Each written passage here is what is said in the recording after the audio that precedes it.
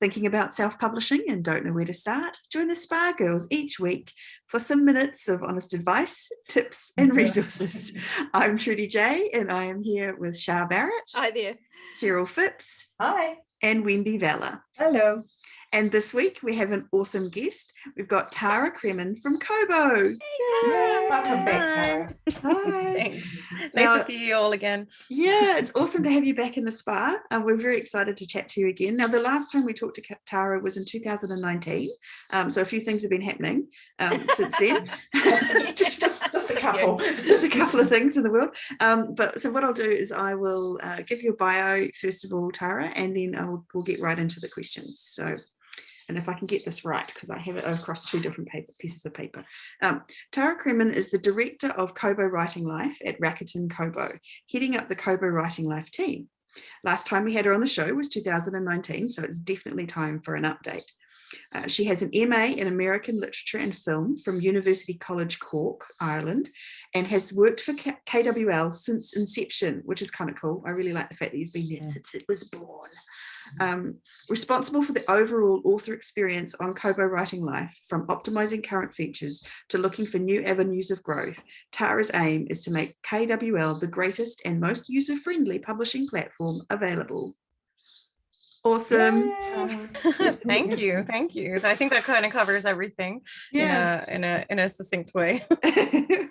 So let's start at the beginning. Let's talk about Kobo. So just for anyone, in case anyone hasn't heard of it or doesn't know what we're talking about, what is Kobo and how does it work? Sure. So Kobo is a digital book retailer where we sell ebooks and audiobooks. And we also make some of the greatest e-reading devices. So we're basically a bookseller, just avoiding the print, all digital online. And Rakuten is our parent company, which is just this Japanese giant conglomerate. And we make up their digital. Oh, we've lost you. Oh, no, we got you again. Yeah, we lost you for a second there, Tara. So I'm sorry. It's okay. It's okay. So just you talking about Rakuten, and they make it. So you're the online division of that for e-readers for Rakuten.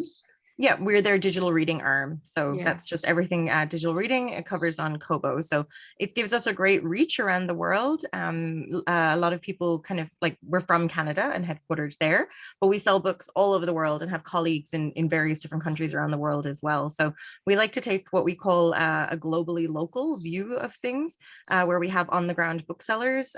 So we kind of know that each geo is slightly different, but we try and have an overall Kobo store, which is kind of tailored to each area that we're selling in.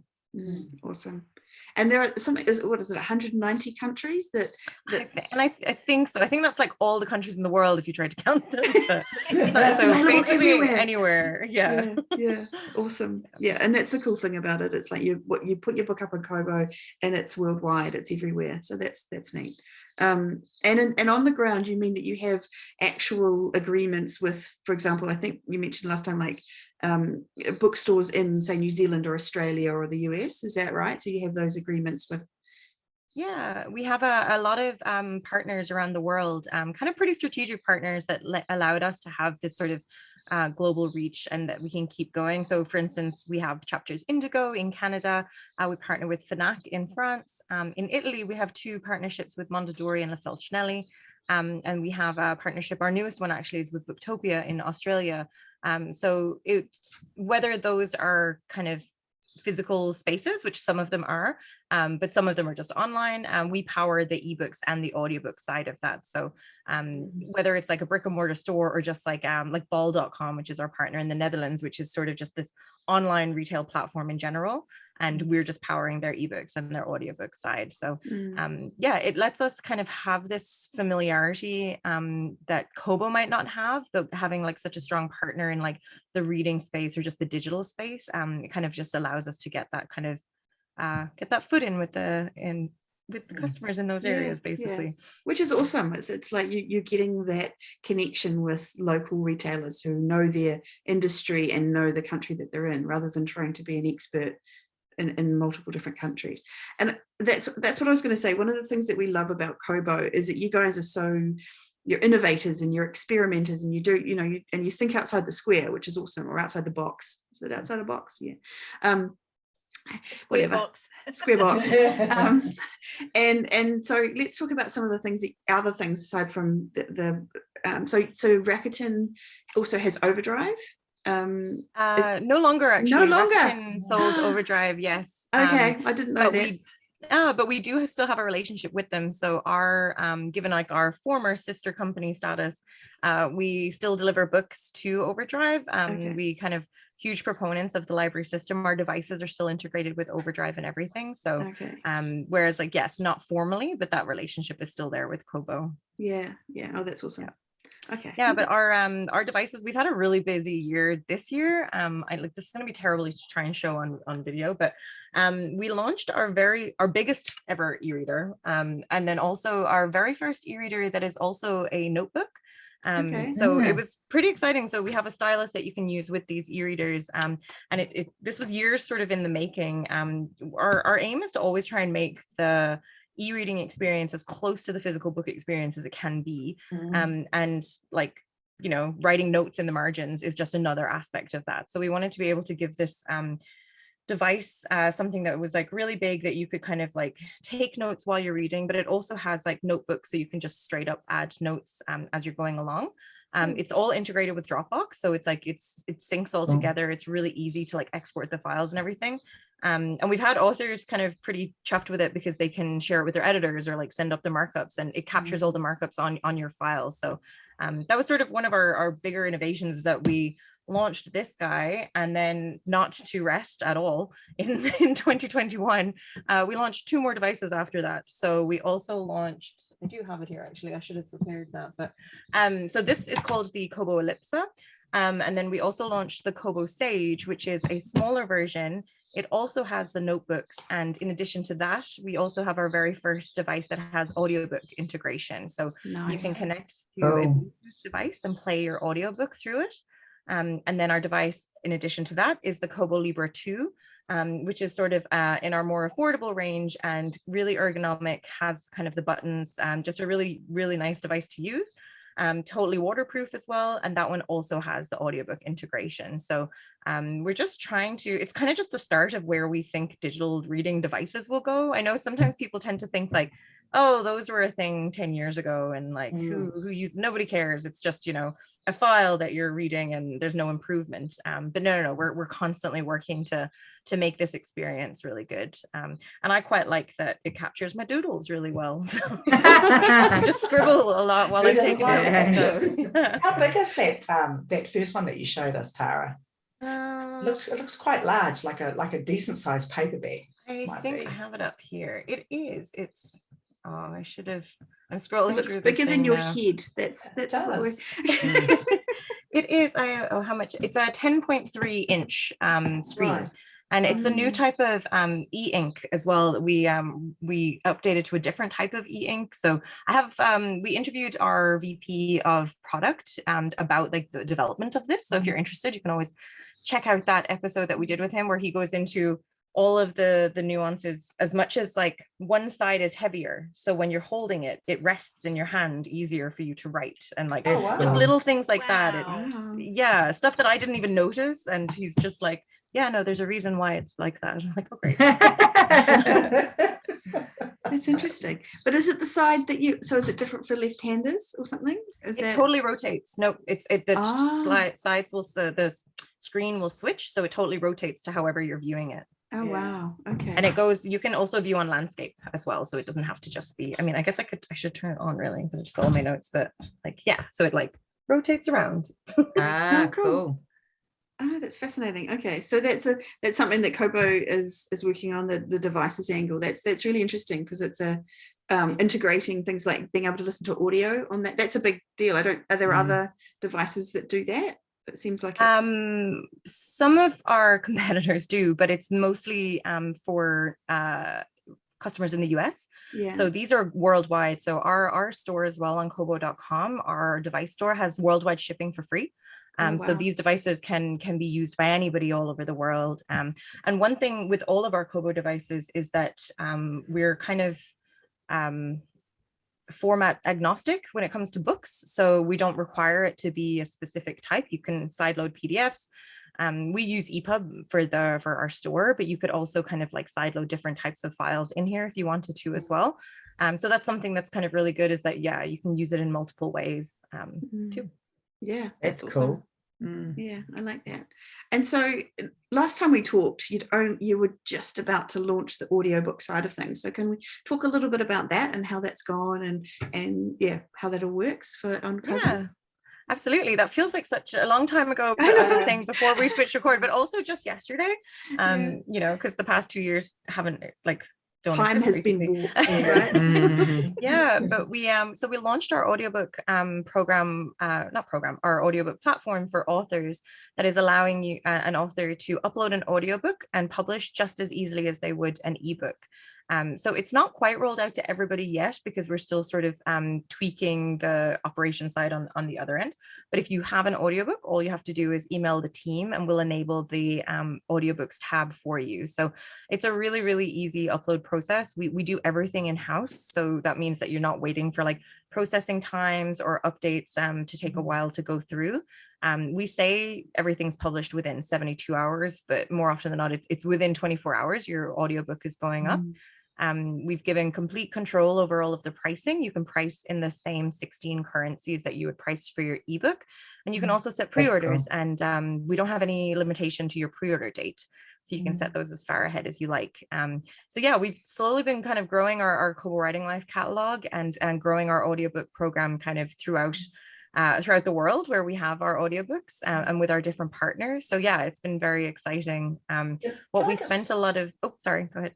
I was just going to say, that's actually huge, that turnaround. That is actually amazing, because I just launched my last audio with Audible, and it took over a month. Over a month. I would say 5-6 weeks. So that is huge. You know, when you're talking deadlines for an author, that matters. Yeah, absolutely. Yeah, we just made some changes on our kind of on our systems to how we store and like keep the file size, because that's the problem really with audiobook, is that the file size are so big. But yeah, we've been making all these tweaks on our end, so it's even quicker than when we launched in 2019. It was like a little bit more of a slow process, but now we like 24 hours turnaround time for audiobooks being online. That's awesome. Sorry to interrupt. And so how does that work? Like, do you have specialist promotions that are for the audio, and is it how many countries? That's what we've been really focusing on this year, is like, what can we do with promotions? It's not built into the promotions tool. So if you're not familiar with Kobo Writing Life, we also have a secret, not so secret promotions tool that everyone knows about, but if you've created a new account, you won't see it, but all you have to do is just email us and ask. So we don't have our audiobooks integrated in that just yet, but we would like to in the future. So what we've been doing in the meantime is that we've just been running promotions through a mailing list. So if you wanted to get on this mailing list, you can also just email us to make sure that you're getting these updates. So it's writinglife@kobo.com is the email that we have. And we've been running, I think I was just looking at it actually, we have a promotion basically like every month there's a promotion. And then in addition to that, there's like every other month, there's also another promotion. So there's lots of stuff happening. It's like different themes. It could be different holidays and stuff like that. So basically anything that your book is kind of about or taking part in, we have some sort of promotion. And then to talk about the reach, we don't have audiobooks in all of the exact same countries that we have the ebooks. For the most part, they are. When you publish through Kobo Writing Life, you can select your sales geos. So it's all the same way that you publish that you select with your ebooks. But yeah, I would say the biggest reach that we have for audio is like Australia, New Zealand, Canada, the US. Something to note is that our offering from like a reader's perspective is cheaper than our competitors. So for the monthly subscription, I think in the US it's $9.99 a month for audiobooks. So readers have the option to do that. They also have the option to just buy a straight up audiobook a la carte as well. So lots of different ways to get an audiobook and get it seen. So we're definitely seeing our authors kind of growing in the percentage of our audiobook sales as it goes through. Yeah, that's really cool. Mm. And so in terms of, so you get to, as an author, you get to set your own price for your audiobook, but is there like a minimum price that they have to make it, or? No, we've actually, this has been the most interesting thing. We didn't think that authors would use the free tactic for audiobooks that they've been using for ebooks, but they are. Because of the cost of an audiobook, like I just assumed that somebody would always at least set the price for example, say book one, you know, free first in series is still a really valid marketing tool that people are using. But we're seeing people try that out for audiobooks, which is so interesting. So you can set your book for free. I think it has to be above 99 cents if it's not free. And then the higher price cap we have is like $32, I believe, on the other end. Yeah, okay. Do you have a like a medium price that books sell more of? Would you recommend a price?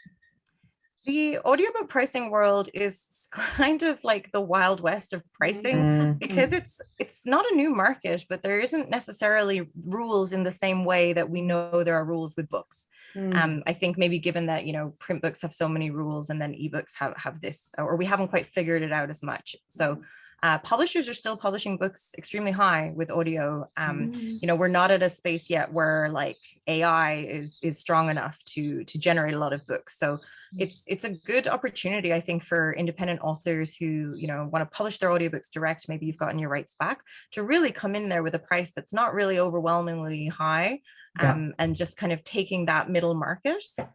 So the advice that our audio team always kind of give is that you want to at least match the monthly subscription price.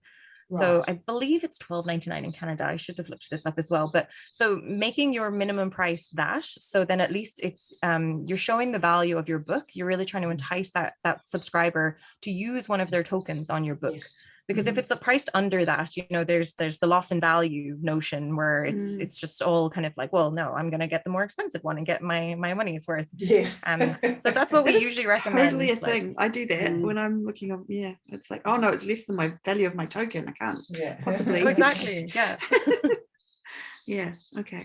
So that's cool. So can I just ask something about audio? And maybe I don't know if it's different to ebooks in this way, but I'm really curious about, like, for example, you're in the Netherlands and Italy and Portugal and these places, and there's clearly people who are not, English isn't their first language. So what is it, is there a big uptake of audiobooks in English in these kind of countries as well? Do you know those kind of, and actually I'm curious about ebooks too, like, yeah, that's a great question. I can speak to ebooks first. I mean, because it's probably just like a bit easier for me to talk about, but what we saw, which is one of the results of people staying at home over the past 2 years, is, you know, there's been a really big push for people to read more while you're staying at home.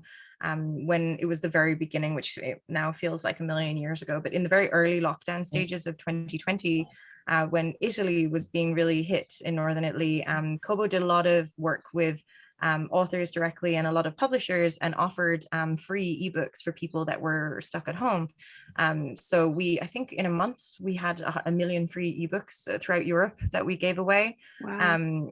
So I think what has then happened in Europe, whereas they might have been a little bit slower to adopt to digital reading, we've just seen an acceleration of this because of people kind of spending more time and reading more. And I think the audiobooks was sort of the same. There was this weird time period where I think nobody really knew what to do with audiobooks, because it's like, I don't have my commute. Where am I putting this into my life again? But then as you're getting used to like what is now everyone's new routine, we definitely saw an uptick. So in Europe, for sure, an increase in areas that may not have tried reading digitally before. So yeah, it's been good to know that we're sort of helping people in those areas, or at least trying to make things a bit better, like during kind of such a difficult time for everyone. Yeah. And so, because what it occurs to me, and maybe I'm completely off base, is that if you are someone who's trying to learn English, listening to an audiobook of a fiction book in English might be an awesome way to do that. But I guess it's sort of maybe hard to know. Yeah, no, that's a great idea. I think especially with the kind of so many more like different speakers at home and stuff like that, we're much more used to it. The audiobooks are available because on the Kobo app that you can download for free on iOS or Android. So it's really accessible, you know, you can just download it. It's all one app. So it's one app for ebooks, for audiobooks. If you're in a region that has Kobo Plus, it's all in one space. So it's very easy. So yeah, I definitely could see people like trying out new things or learning something new with an audiobook. I like doing that myself, you know, kind of trying to, you know, whether it's like some sort of nonfiction where I feel like I'm learning, even though I'm still just pottering around my house and just like listening to something. Can I multitask? Can I ask a question about just going back to the marketing and things? Do you have to use the promotions for audio? Do you have to be published through Kobo, or can you go through an aggregator and have your book in the Kobo store and still do it that way? Is there any promotional opportunities that way? Yeah, the promotional opportunities that I've been referring to are just for people coming through Kobo Writing Life. But that's not to say that there isn't through different aggregators. You just need to like work with your aggregator to see what they have going on with Kobo as well. Sweet. Thank you. Is there much, I mean, I guess I know the answer to this, but do you prefer people to go straight to Kobo, or is it no different if they're going through an aggregator? You don't, from your perspective? I mean, I think it's totally a person's preference. So like we always just respect whatever anyone's choice is. I think there's a couple of perks about coming direct is that, you know, you earn more money first, you have a little bit more control over it. And then we do have these promotional opportunities that aren't necessarily available if you're not coming direct. And then you also have access to our team who kind of really dedicate themselves to like the indie community, and you get to kind of, it's just a more personal experience, I think, rather than having to try and like get to an aggregator to get to your retailer. But it's completely a choice, and either way, if the books are on Kobo, we're happy they're on Kobo, you know. It's quite an involved process too, loading an audiobook as opposed to an ebook. So, you know. We try and make the process we try to make it as similar as possible to the ebook. It's actually, I think, easier in some way. You drag and drop your MP3s or the other audio file types that I can't remember the name of. So you just drag and drop the files. You can rename the files. Well, you can listen to them as you've uploaded them to make sure it's the right one. And then what I think is kind of interesting as well, because, you know, I was talking about there's no real rules with pricing. There's also no rules about like table of content. Like there's no best practice. Kobo are actually working with some like kind of, I think it's the WC3 writing working groups to try and come up with best practices for audiobooks, like table of content and things. So to try and make this a little bit easier for our authors, it's a really easy drag and drop process. So if you move one book to the top, like that's chapter 1 and chapter 2, and it goes down like that. So it's really easy to like reorder things and make sure you have the right stuff up. And we also let you upload a separate preview. So it doesn't have to be, because with our ebooks, your preview is the first 5% of your book. But with an audiobook, you can choose your file. So maybe you want to choose like a really exciting scene, but that's not giving away any of the plot. Or maybe you want to like really show off your narrator's accent in something, you know. So it doesn't have to be like the very beginning of the book, which I think is a good kind of way to market your audiobook as well. Yeah, that's great. Yeah, that's awesome.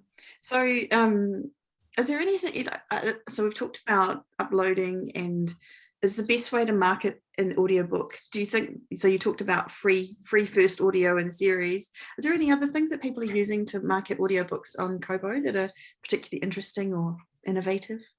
Yeah, what's a little bit different about how we're doing the audio as well is because it's a smaller catalog for us to promote, it's a bit easier for us to get a little bit more creative. So what our audiobook team have been doing is that they're actually making social creative posts for authors to share.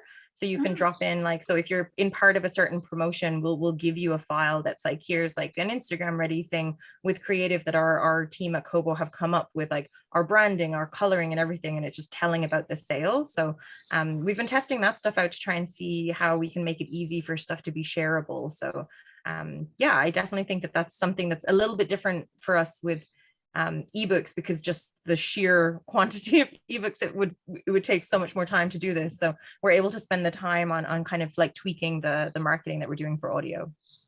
Yeah, that's awesome. So get in now is the word, Is the key there, keywords. Yes, Keywords. absolutely. And I can tell you as well that one of the things that we've been working on this year is updating our dashboard, because it doesn't currently show audiobook sales. But we just rolled out like a week ago, actually, our first edition of the dashboard that does include audiobook sales, ebook sales, all in one place. We also have pre-order numbers. I know that that was always a big ask for people at Kobo, is that we didn't have your pre-order numbers on your dashboard. So those will be available, and we'll kind of imagine rolling out this on a larger scale for everyone in the new year. So just to keep in mind, it looks beautiful, it's downloadable, there's new graphs, it's very nice. That's what we like. Right as Easy, heaven. Yeah. yeah, Yes. easy access to the data. Do you have any tips for people trying to use some of your promotions? The best way to get into one of those promotions would be obviously have a good cover and a good blurb and that sort of thing. But is there anything that Kobo looks at in particular? Yeah, you mean for ebook promotions or for both? Yeah, I'm thinking for both, ebook. really. Yeah, when I think for ebook promotions, I would say to really take advantage of the promotions tool that's there. We update it on a weekly basis. So if there's not something there that kind of suits your book, I would just sort of have a regular check-in to see what really what's available and see if there's anything that you'd like to do. We did, I think since we last talked, we've added an open text box, so you can kind of tell us about your book when you're applying to promotions, and that's been really helpful for us on our end to just sort of know, okay, so this is like an author that's coming wide for the very first time, you know, wants help with their book. That's good to know. Or I've rebranded, this is a brand new cover. That's good to know any of that stuff. Or if you have a book club coming up that you want to pair a promotion to. So I would say don't be afraid of just putting a lot of information into that. And then also being persistent. A lot of the time it is about just, there's a lot of submissions, so we can't take all of them, but I think just kind of being persistent with how it goes. We still hear from authors that once they get included, that it really does help with their sales on Kobo. So I think that's sort of key, just making sure you're applying to like the right promo for your book. Yeah, that's awesome. And so can we quickly talk about pricing? So pricing is obviously, and also actually pricing, but also, do you think there's a way that you could describe the readers on Kobo? Are they different to readers on other platforms? What kind of, so if we're thinking of platform specific stuff that we could be doing for Kobo readers, is there anything that you can think of around that? Yeah, it's hard on Kobo because we are so global. It's hard to say that the Kobo reader reads this, because the Kobo reader in Canada is not necessarily reading the same thing as the Kobo reader in New Zealand or in France. So that can be a little bit difficult to kind of just say with one thing. But what I like to say with Kobo Writing Life, you're accessing like 4 types of readers, which is how I've been this is how I've been trying to work it out in my head and saying that these are the types of readers. So you have your traditional ebook readers that love ebooks. They probably own an e-reader. They're just avid reading fans. And then you have your audiobook listeners, your readers that like to engage with things like through an audiobook. Then you have your subscription readers. So the people that go through our Kobo Plus platform, they just want an all-you-can-eat sort of platform. They want to just consume as many books and not really think about their next purchase. And then lastly, you have your borrowers, people that are just really dedicated to their local library. They're probably big fans of the author. They really care. They probably go into their library, but still use the digital libraries as well to like read those things. So I think those 4 readers they definitely overlap. Like if we had a Venn diagram, they would definitely sort of be overlapping. But there are like different nuances again to each of them. So yeah, I think it depends. If we were just to say about ebooks, it really depends on where in the world you are. But I think just thinking about going through Kobo Writing Life, it just opens up all these types of readers to you. Yeah. That's cool. Thank you. And sorry, my question about pricing got lost in the middle of that. No, that's so can we talk about pricing? We talked a little bit about for audiobooks. Just for ebooks, one thing I feel like is that it's so you get a price that you set, say in Canadian dollars, and then it automatically gets set into the other prices based on that price. Are there countries, for example, where you want to put it lower than that, or are there countries where it would be higher, or do you just kind of rely on that kind of automatic switching? And can you talk a little bit about those sorts of areas? Sure. I think it's definitely worthwhile researching your pricing in the different areas. So when you do enter a price, it's based off your default, and then we fill everything else in. Unfortunately, we don't fill it in a very nice way. So we just straight up do the FX conversion. So I always recommend that people take the time to go in and round that up to the 99 cents or the 49 cent in certain, depending on your pricing or what you would like to do. So I would definitely do that in the 16 currencies if you have the time, if that seems like a lot. At least with Kobo, I would recommend manually setting your pricing in Canadian dollars, the US dollars, Australia, New Zealand, Euro, and Great British pounds. Those would be the 6 kind of key currencies for any sort of English language books, and non-English for the Euro. But I think that in terms of different types of pricing, you can browse our store. If you go onto kobo.com, there's a little flag at the top of the store that defaults to your flag where you're based. If you click on that, you can actually look at all of our storefronts, which I think there's 40-ish storefronts that we merchandise, and then we have a rest of world store. So that allows you to browse it, and you can check what your book looks like, books that are like yours, priced in these different currencies. So I would say to do that, and don't be afraid to round your prices up. For sure. We don't have a higher price cap at all. So if you price your book over $2.99, you're earning 70%. So something that we kind of find that is maybe a bit unique to Kobo readers actually is that they're really big fans of box sets.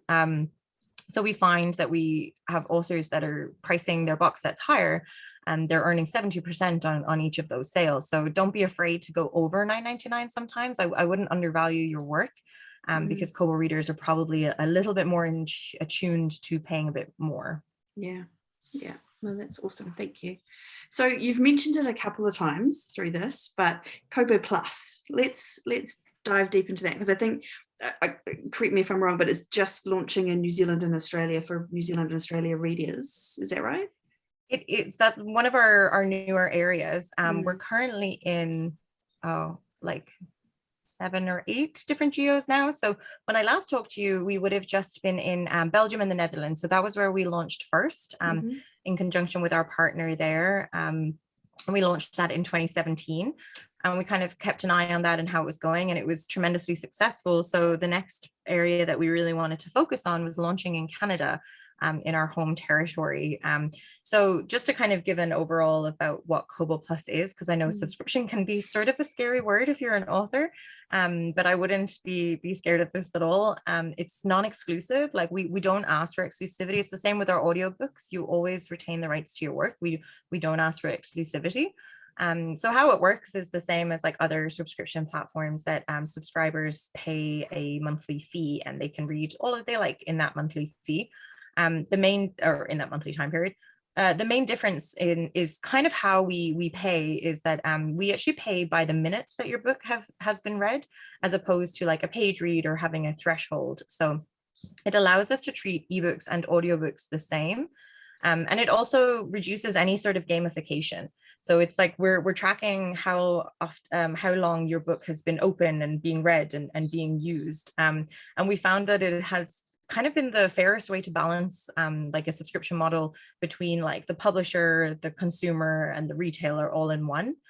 So I think that it's been working pretty well so far, and I think people kind of are really enjoying it. So we're trying to be strategic about where we roll it out. So that was sort of another, if we go back to being a little bit nuanced.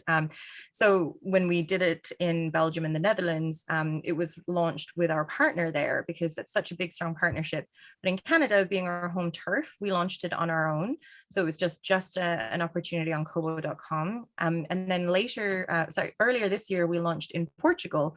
And we launched in Portugal with a publisher. So that was sort of an interesting one. We launched with Leia, where they wanted to offer a digital subscription service specifically for their books. And we integrated the rest of our titles too. So it's been sort of a good test case to see different ways that you can roll it out. It doesn't have to be one thing fits all.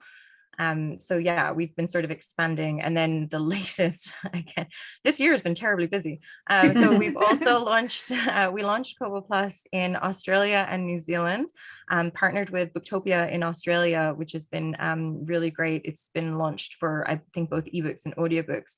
And then we also launched in France and Italy.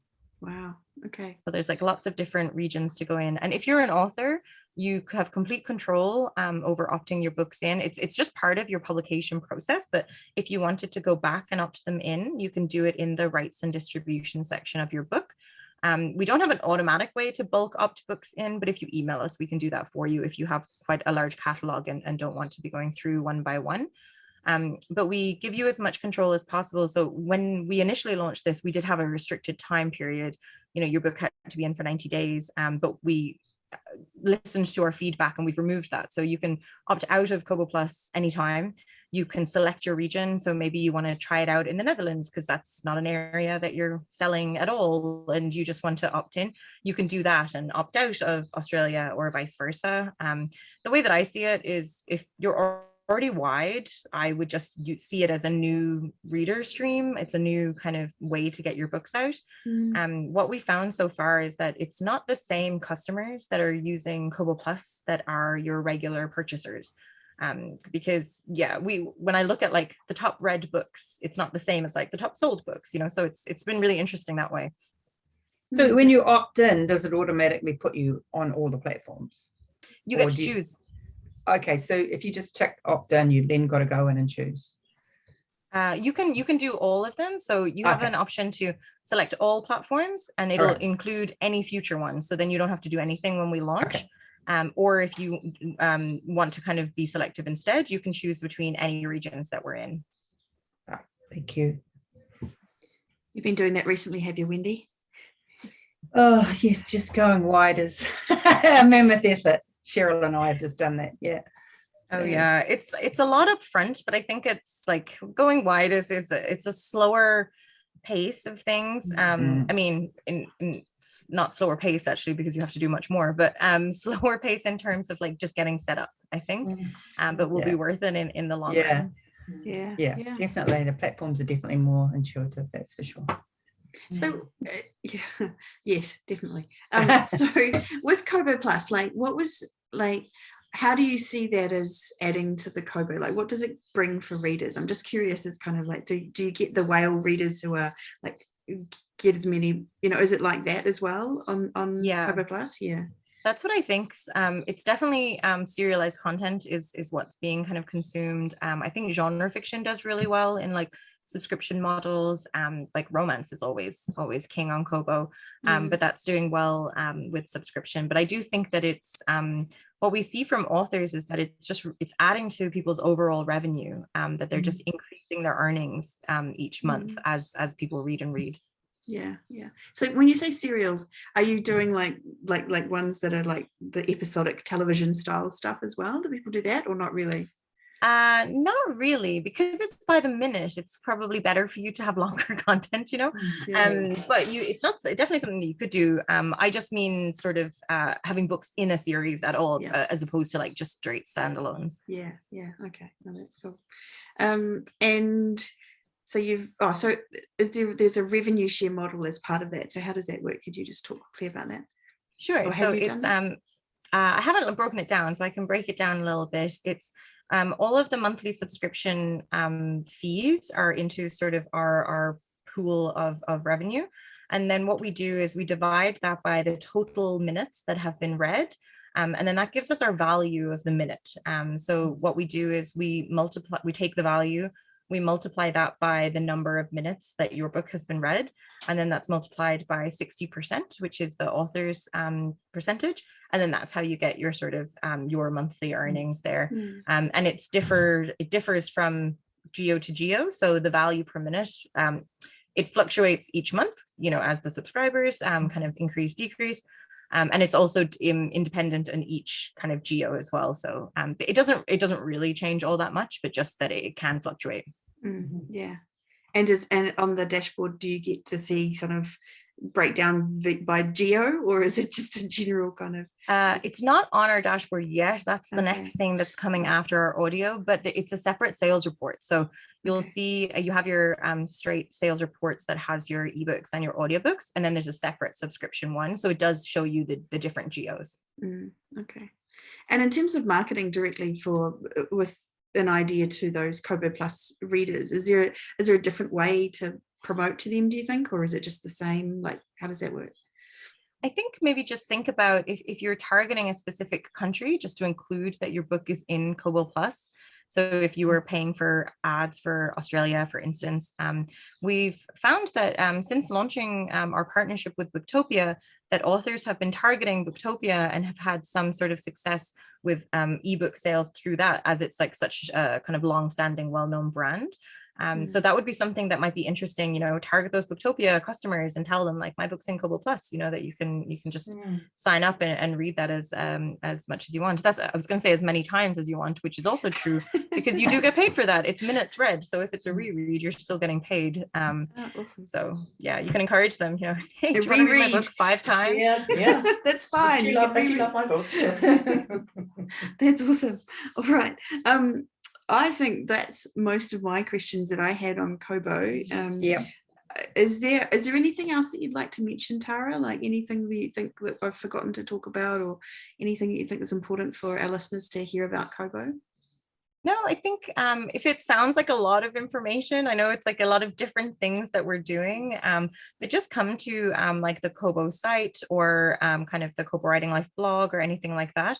We always have updates and things to break it down. And also don't be afraid to reach out to us with questions or anything. Our team, it's a very small team, and they're very willing to help. And we kind of spend a lot of time just focusing on the independent writing community. So yeah, we're there to kind of help authors reach readers, and we really want to help as well. Yeah, that's awesome. We like and we like that. One of my favorite quotes from the last interview, I can't remember if I said this at the beginning of this, but was, we're just a bunch of book nerds. And I think that's lovely. I think that, you know, everyone from Kobo Writing Life is just as enthusiastic about books as we are, and that you guys are a lovely, friendly team of people who are happy to help out. So that's awesome. We love it. Thanks. We are still a bunch of book nerds. Yeah, it's different now that we don't there's not the running to the box of books that's getting delivered to the office. It's not quite the same. But we have different like book clubs and things that are fun to be part of. Yeah. Awesome. All right. So if someone wants to find out more about Kobo or Kobo Writing Life, where do they go? So kobo.com/writinglife is our platform, and that's where you can create or log into your account. You can find us on all of the socials, except TikTok, because I can't take it on. It's I'm too old, I feel, for that, but maybe one day. But you can find us on Facebook and Instagram and everything. And kobowritinglife.com is our blog, where we have a lot of different features and where we post our weekly podcast as well. So you can check us out there. Yeah. And awesome. Our email, if just to say again for the team, is writinglife@kobo.com. Awesome. Okay. Thank you so much for coming in and talking to us today, Tara. Yeah, awesome. Thanks for having me back. Hopefully I'll get to see you guys in person sometime again soon. Yeah, that'd be awesome. Come to New Zealand and visit us again. I love that. Shah, where can we be found if someone wants to find us? Yes, we can be found at spargirlspodcast.com. We also aren't on TikTok yet, although that could be a new year thing, not sure. I think we all just have to do it. It's such a bite the bullet on that one. Exactly. Yeah. But we are on YouTube. If you haven't yet found us on YouTube, go to Spa Girls Podcast on YouTube, pop it in the search bar, and you can also see the awesome devices that Tara was showing us. So come along and have a look at YouTube. Awesome. So thank you all for listening, and thank you, Tara, for joining us again. Thank you for listening to another episode of the Spa Girls podcast. We'll be back again next week with another episode, but for now, farewell. Bye. Bye.